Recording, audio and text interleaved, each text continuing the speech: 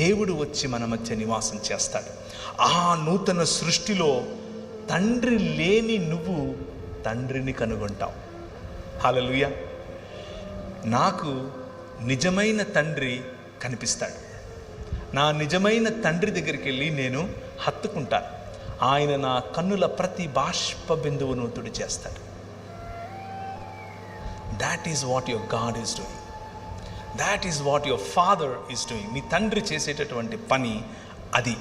నీ తండ్రి నీకు ఇచ్చినటువంటిగా మారుతున్నారే, దీనినే రూపాంతరం అని పిలుస్తారు. ఈ రూపాంతరం ఇంతటితో ఆగదు. ఈ రూపాంతరం ఒక నూతన యెరూషలేము అనే పట్టణంలోనికి వెళ్ళిన తర్వాత ముగుస్తుంది. ఆ పట్టణంలోనికి మనం వెళ్ళబోతున్నాం. ఆ పట్టణంలో మనకంటే ముందు నిద్రించినటువంటి పరిశుద్ధులు కూడా ఉంటారు. మనకంటే ముందు నిద్రించినటువంటి, ఒకవేళ నీ భర్త నిద్రించి ఉంటే నువ్వు ఆయన చూస్తావు. ఒకవేళ నీ భార్య నిద్రించి ఉంటే నువ్వు ఆమెను చూస్తావు. బ్రతికి ఉన్న మనం వెళ్ళి వారిని స్వాగతించి తీసుకుని వస్తాం. రాజు, the king of this world వస్తాడు. ఆయన ఆల్రెడీ వచ్చేశాడు. తన రాజ్యాన్ని స్థాపించాడు. ఆ రాజ్యంలో భాగంగా నువ్వు ఉంటున్నావు.